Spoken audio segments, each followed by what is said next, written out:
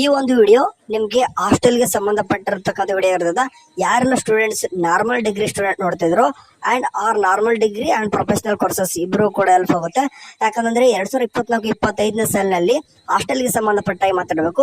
ಅದರಲ್ಲೂ ನಮ್ಮ ಚಾನಲ್ ಜಾಸ್ತಿ ಯಾರು ನೋಡ್ತಾರೆ ಅಂತಂದ್ರೆ KCET ಸ್ಟೂಡೆಂಟ್ ನೋಡ್ತಾರೆ. ಸೊ ಹಂಗಾಗ್ಬಿಟ್ಟು ನಿಮ್ಗೆ ಹೇಳ್ತಿದೀನಿ, ಇವಾಗ ಅಡ್ಮಿಷನ್ ಮಾಡಿಸ್ಕೊಳ್ಳೋಕ್ಕಿಂತ ಮುಂಚೆ ಕೆಲವೊಂದಿಷ್ಟು ಹಾಸ್ಟೆಲ್ ಬಗ್ಗೆ ತಿಳ್ಕೊಬೇಕು. ನೋಡ್ರಿ, ವರ್ಷನೂ ಕೂಡ ಸ್ಕಾಲರ್ಶಿಪ್ ಅಂದ್ರೆ ನಿಮ್ದು ಸ್ಕಾಲರ್ಶಿಪ್ಗೋಸ್ಕರ SSP ಎಲ್ಲಾನು ಕೂಡ ನೀವು ಹಾಕ್ತೀರಾ. ಅದಾದ ತಕ್ಷಣ ಹಾಸ್ಟೆಲ್ಗೋಸ್ಕರ ನೀವು SSP ಪೋರ್ಟಲ್ ಅಲ್ಲಿ ಬಂದ್ಬಿಟ್ಟು ಎಲ್ಲಾನು ಕೂಡ ಅಪ್ಲಿಕೇಶನ್ ಹಾಕ್ಬೋದಾಗಿರ್ತದ. ಅಂಡ್ ಈ ವರ್ಷ ಇನ್ಮೇಲೆ ಏನಾಗ್ತಿದೆ ಅಂತಂದ್ರೆ ಒಂದೊಂದು ಡಿಪಾರ್ಟ್ಮೆಂಟ್ ಕೂಡ ಬೇರೆ ಬೇರೆ ವೆಬ್ಸೈಟ್ಗಳು ಕ್ರಿಯೇಟ್ ಆಗಿದಾವ. ಲೈಕ್ ಯಾವ ರೀತಿ ಅಂತಂದ್ರೆ ಎಕ್ಸಾಂಪಲ್ ಹೇಳೋದಂತಂದ್ರೆ ಈಗ ಬ್ಯಾಕ್ವರ್ಡ್ ಕ್ಲಾಸ್ ವೆಲ್ಫೇರ್ ಡಿಪಾರ್ಟ್ಮೆಂಟ್ ಇದೆ ನೋಡ್ರಿ, ಅದರಲ್ಲಿ ಅದನ್ನೇ ಸಪರೇಟ್ ಆಗಿ ಮಾಡ್ಕೊಂಡ್ಬಿಟ್ಟು ಅಂತಂದ್ರೆ BCM ಗೆ ಸಪರೇಟ್ ಆಗಿ ಅದು ನಡೀತದ.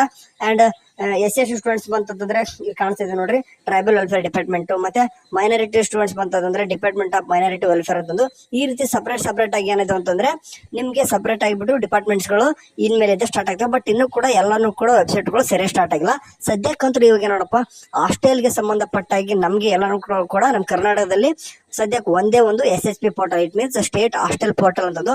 ಈ ಒಂದು ಪೋರ್ಟಲ್ ಅಲ್ಲಿ ಹಾಸ್ಟೆಲ್ ಏನೇ ಕೂಡ ನಡೆದ್ರು ಕೂಡ ಈ ಒಂದು ವೆಬ್ಸೈಟ್ ಅಲ್ಲಿ ಬಿಡ್ತಾರೆ.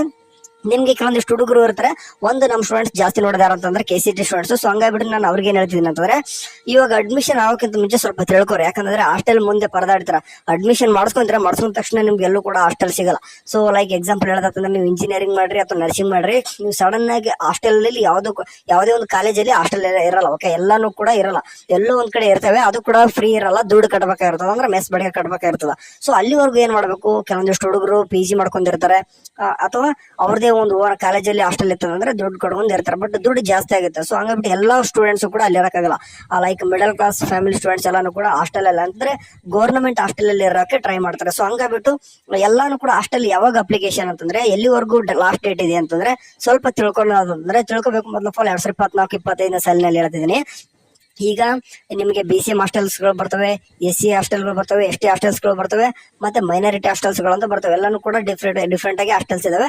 ಎಲ್ಲಾನು ಕೂಡ ಅಪ್ಲಿಕೇಶನ್ ಹಾಕೋದು ಕೆಲವೊಂದು ಟೈಮ್ ಎಲ್ಲಾನು ಒಮ್ಮೆಲೆ ಹಾಕ್ಬೋದು ಅಥವಾ ಸಪರೇಟ್ ಆಗಿ ಕೂಡ ಹಾಕ್ಬೋದು. ಈ ಸರ್ತಿ ಯಾವ ರೀತಿ ಆಗುತ್ತೆ ಅಂತ ಗೊತ್ತಿಲ್ಲ. ಸದ್ಯಕ್ಕಂತೂ ಇಲ್ಲಿ ಕಾಣಿಸ್ತೈತಿ ನೋಡ್ರಿ, ನಿಮ್ಗೆ ಗೊತ್ತಿರೋ ಹಾಗೆ ಏನೇನಪ್ಪ ಅಂತಂದ್ರೆ ಇಲ್ಲಿ ಕಾಣಿಸ್ತಿದೆ ನೋಡ್ರಿ, ಸದ್ಯಕ್ಕೆ 2 ಓಪನ್ ಕಾಣಿಸ್ತಿದಾವ.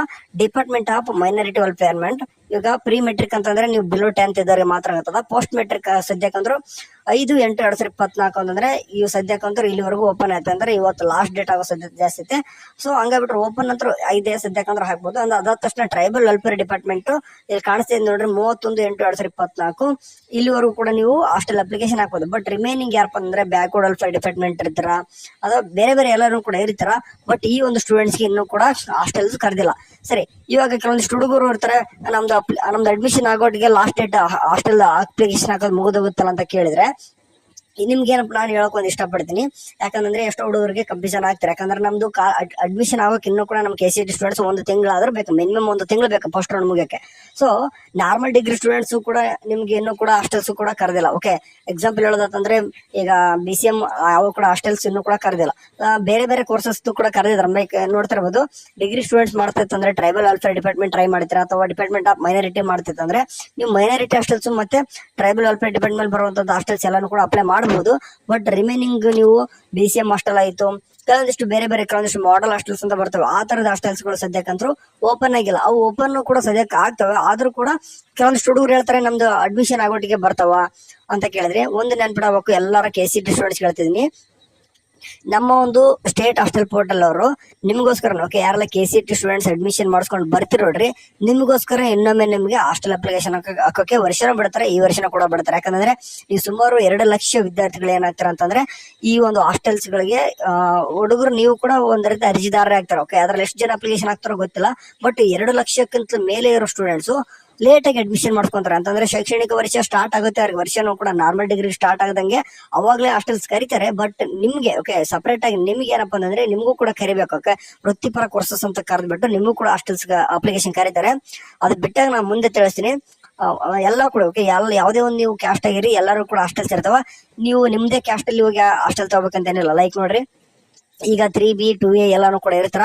ಬಟ್ ನೀವು ಮೈನಾರಿಟಿ ಹಾಸ್ಟೆಲ್ ಅಪ್ಲಿಕೇಶನ್ ಕೂಡ ಹಾಕೋದು, ನೀವು ಆ ಹಾಸ್ಟೆಲ್ ಅಲ್ಲೂ ಕೂಡ ಇರ್ಬೋದು. ಓಕೆ, ಇಂತಿಷ್ಟು ಪರ್ಸೆಂಟ್ ಅಂತ ಇದ್ದೇ ಇರ್ತಾವ. ಎಲ್ಲಾನು ಕೂಡ ಸಪರೇಟ್ ಆಗಿ ಬಿಡ್ತಾರ ಅಥವಾ ಎಲ್ಲಾನು ಎಟ್ ಎ ಟೈಮ್ ಒಂದೇ ಬಿಡ್ತಾರ ಅನ್ನೋದು ಸದ್ಯಕ್ಕೆ ನಮ್ದು ಗೌರ್ಮೆಂಟ್ ಮೇಲೆ SSB ಮೇಲೆ ನಿಂತ. ಅದು ಏನೇನ್ ಮಾಡ್ತಾರ ಅಂತ ಮುಂದೆ ತಿಳ್ಕೊಬೇಕಂತಂದ್ರೆ, ಓಕೆ, ಹಾಸ್ಟೆಲ್ಸ್ ಅಪ್ಲಿಕೇಶನ್ ಮುಂದೆ ಬಂದಾಗ ತಿಳ್ಕೊಬೇಕಂತಂದ್ರೆ ಈಗಲೇ ಹೋಗ್ಬಿಟ್ಟು ಬೇಗನೆ ಒಂದು ನಮ್ಮ ಟೆಲಿಗ್ರಾಮ್ ಚಾನಲ್ ಐತೆ, ಓಕೆ, ಅಥವಾ ಗ್ರೂಪ್ ಇದೆ, ಓಕೆ, ಅಲ್ಲಿ ಜಾಯ್ನ್ ಆಗ್ರಿ. ನಿಮ್ಗೆ ಸ್ಕಾಲರ್ಶಿಪ್ ಅಥವಾ ನಿಮ್ಗೆ ಏನಾದ್ರು ಹಾಸ್ಟೆಲ್ಸ್ ಅಥವಾ ಕೆಲವೊಂದಿಷ್ಟು ಸ್ಕೀಮ್ಸ್ ಏನಾದ್ರು ಬಂದಾಗ ಸ್ಟೂಡೆಂಟ್ಸ್ ರಿಲೇಟೆಡ್ ನಿಮ್ಗೆಲ್ಲಾನು ಕೂಡ ತಿಳಿಸುವಂತ ಪ್ರಯತ್ನ ನಮ್ಮ ಚಾನಲ್ ಅಲ್ಲಿ ನಡೀತಿದೆ. ಸರಿ, ಸದ್ಯಕ್ಕಂತ ಯಾರಿಗೂ ಹೇಳ್ತಿದ್ದೀನಿ, ನಾರ್ಮಲ್ ಡಿಗ್ರಿ ಸ್ಟೂಡೆಂಟ್ಸ್ ಎರಡು ಕೂಡ ಓಪನ್ ಇರ್ತಾವ. ಹೋಗ್ಬಿಟ್ಟು ಇನ್ನೂ ಕೂಡ ಅಪ್ಲಿಕೇಶನ್ ಯಾರೆಲ್ಲ ಹಾಕಿಲ್ಲ ಹಾಕ್ರಿ. ಅದಾದ ತಕ್ಷಣ ರಿಮೈನಿಂಗ್ ಏನಪ್ಪಾ ಅಂತಂದ್ರೆ ಅಂತಂದ್ರೆ ಕೋರ್ಸಸ್ ಯಾರೆಲ್ಲ ಮಾಡ್ತಿದ್ರು ನಿಮ್ಗೆ ಅಡ್ಮಿಷನ್ ಆಗಿದ್ಮೇಲೆ ಮುಂದೆ ಕರೆದೇ ಕರೀತಾರೆ. ಓಕೆ, ನಿಮ್ಗೂ ಕೂಡ ಕರೀಲೇಬೇಕು. ನೀವು ಅವಾಗ ಅಪ್ಲಿಕೇಶನ್ ಹಾಕೋರಂತೆ ನಿಮ್ಮ ಒಂದು PUC ಪರ್ಸೆಂಟೇಜ್, ಓಕೆ, ತಗೊಳ್ಳೋದು PUC ಪರ್ಸೆಂಟೇಜ್ ಮೇಲೆ. ಯಾರೆಲ್ಲ ಇವಾಗ engineering, BS nursing, agri, veterinary and pharmacy ಇವೆಲ್ಲನೂ ಕೂಡ ನಮ್ಮ ಸ್ಟೂಡೆಂಟ್ಸ್ ನೋಡ್ತಿದ್ರು. ಅವ್ರಿಗೆ ಮುಂದೆ ನಿಮ್ಗೆ PUC ಪರ್ಸೆಂಟೇಜ್ ಮೇಲೆ ನಿಮ್ಗೆ ಸೀಟ್ ಅಂತ ನಿಮ್ಗೆ ಹಾಸ್ಟೆಲ್ ಸೀಟ್ ನ ಕೊಡ್ತಾರೆ.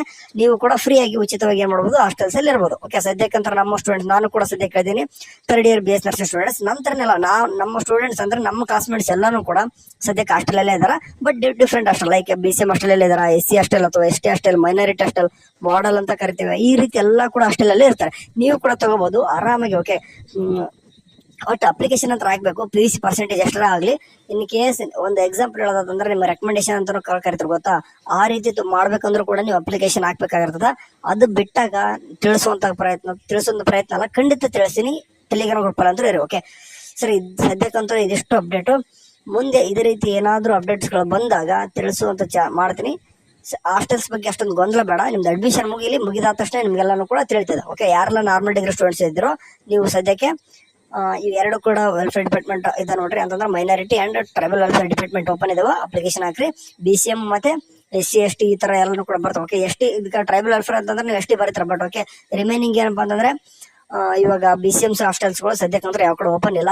ಈಗ ಬಿಡ್ತಾರೆ, ಅದನ್ನು ಕೂಡ ಸದ್ಯದಲ್ಲ ಬಿಡ್ತಾರೆ. ಈ ಸದ್ಯಕ್ಕೆ BCM ಓಪನ್ ಇತ್ತು ಇಷ್ಟು ದಿನ, ಸ್ವಲ್ಪ ಈಗ ಒಂದು 10 days ಹಿಂದ್ಗಡೆ ಕ್ಲೋಸ್ ಆಯ್ತು. ಅದು ಯಾರಿಗೆ ಅಂತಂದ್ರೆ PUC ಮತ್ತು PUC ಸಮಾನಾಂತರ ಕೋರ್ಸ್ಗಳು ಅಂತ ಕರಿತೀವಿ. ಲೈಕ್ ಅಂತಂದ್ರೆ ಈಗ PUC ಅಂತ ತಕ್ಷಣ ನಾರ್ಮಲಿ ಇವಾಗ ಆರ್ಟ್ಸ್, ಕಾಮರ್ಸ್, ಸೈನ್ಸ್ ಗಳು ಮಾಡ್ತಾರೆ. ಅದ ತಕ್ಷಣ ಅದರ ಸಮಾನಾಂತರ ಕೋರ್ಸ್ಗಳು ಯಾವ್ದಪ್ಪ ಅಂತಂದ್ರೆ ITI ಮಾಡ್ತಾರೆ. ಓಕೆ, ಅಂದ್ರೆ 10th ಮುಗಿಸಿದ ತಕ್ಷಣ ITI ಮಾಡ್ತಾರೆ. ಅಂತಂದ್ರೆ ITI ಈಕ್ವಲ್ ಸಮಾನಾಂತರ ಕೋರ್ಸ್ ಅಂತಂದ್ರೆ PUC ಗೆ ಸಮಾನಾಂತರ ಕೋರ್ಸ್ ಆಗುತ್ತೆ. ಸೊ ಅಂತ ಕೋರ್ಸ್ ಗಳಿಗೆ ಏನ್ ಮಾಡಿದ್ರು ಅಂತಂದ್ರೆ ಹಾಸ್ಟೆಲ್ಸ್ ಅಪ್ಲಿಕೇಶನ್ ಬಿಟ್ಟಿದ್ರು. ಅದು ಈಗ ಸದ್ಯ ಕ್ಲೋಸ್ ಆಗಿದಾವೆ.